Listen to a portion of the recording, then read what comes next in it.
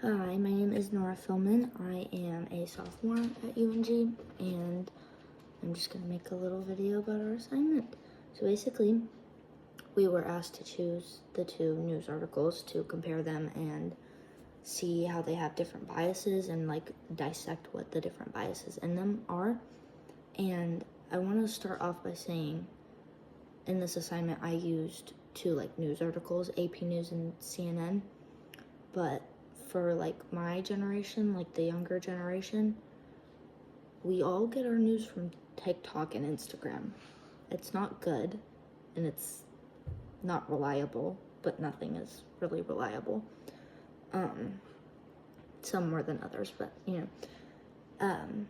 people on like TikTok and Instagram will take like, they'll just listen to like one video and it could be from like somewhere super biased or somewhere not super biased or some like propaganda something, and they'll take like a few pieces from it and then kind of make it their own, and then it'll go viral, and then everyone's like, oh yeah, that's it, that's what's wrong, that's what's happening. And most of the time it's not at all. It's very wrong, and it's been happening with all the news stations and everything, but I think it's more like prominent now that it's on TikTok and it's so easy to access, and we're on it all the time, and we're seeing so many new things all the time, and so much new information is going into our brain at all times because we always have these things, they're always with us.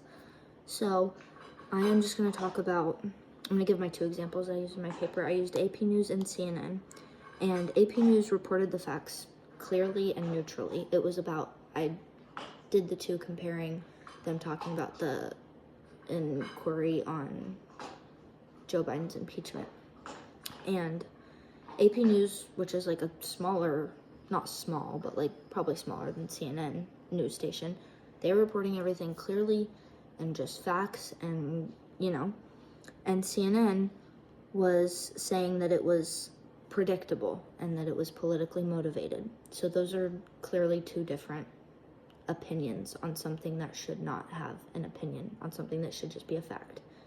And it should just be, you get a fact, you go say it on the news.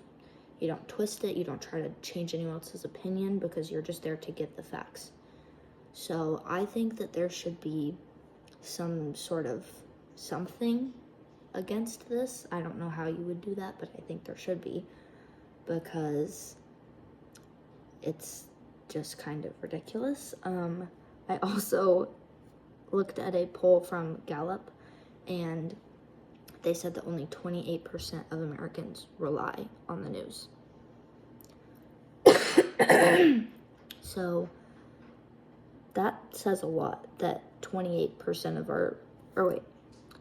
28% of our country trust the news.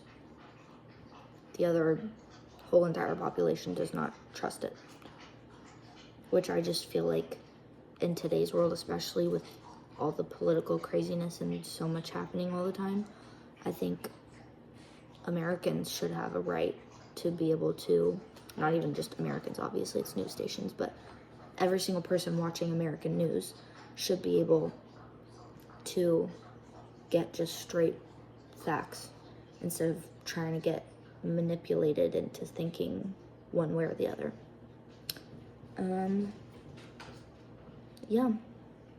This I think affected me a lot because I'm very gullible and I'm on TikTok, often, as much as like anybody. Excuse me. And I am very gullible, and I'm just kind of like, which I'm trying to get out of that, but that's just kind of how TikTok has like made my brain. And like, I don't watch the news per se that often, but I will watch like something, if it comes up and I see it, I'll watch it. But I either believe it or I don't believe it at all, and I feel like it's kind of hard to find a balance of like doing your own research and getting opinions from multiple different places and trying to find out like the actual fact where it came from to begin with. But I think that I shouldn't have to do that. Nobody should have to do that. We should just be given straight facts and make our own opinion based off that, which is what I said in my paper, basically. But yeah, that is all. Thank you.